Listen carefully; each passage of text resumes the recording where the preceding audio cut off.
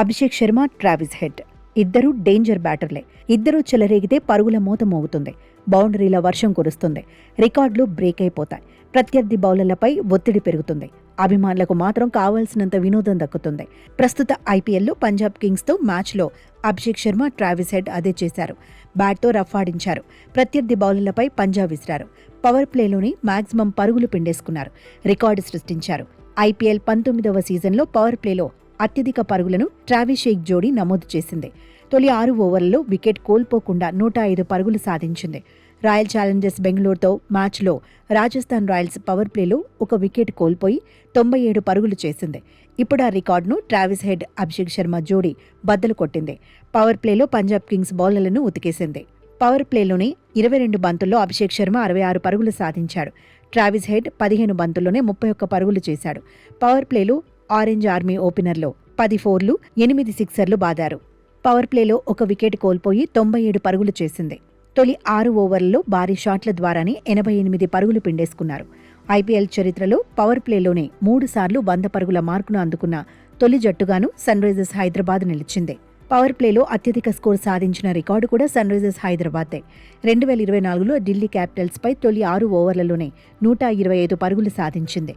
ఈ రికార్డు ఇప్పటికీ టాప్లోనే ఉంది.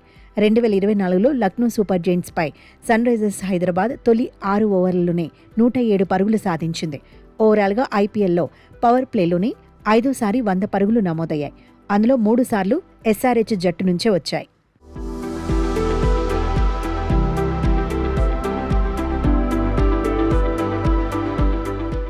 నిజానికి 2024 సీజన్ నుంచి అభిషేక్ శర్మ, ట్రావిస్ హెడ్ జోడీ ఇంపాక్ట్ చూపిస్తోంది. 2024లో ఎస్ఆర్హెచ్ ఫైనల్కు చేరడంలోనూ ఇద్దరూ కీలక పాత్ర పోషించారు.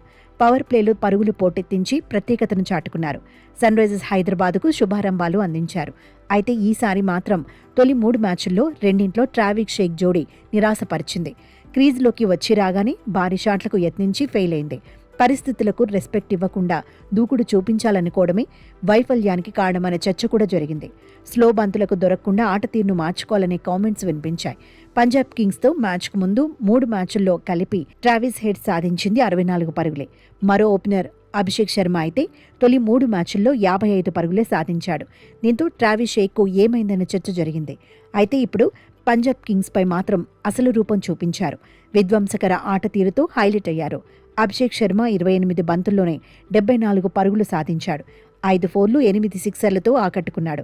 ట్రావిస్ హెడ్ 23 బంతుల్లో 38 పరుగులు సాధించాడు. ఇందులో 5 ఫోర్లు, 1 సిక్సర్ ఉన్నాయి.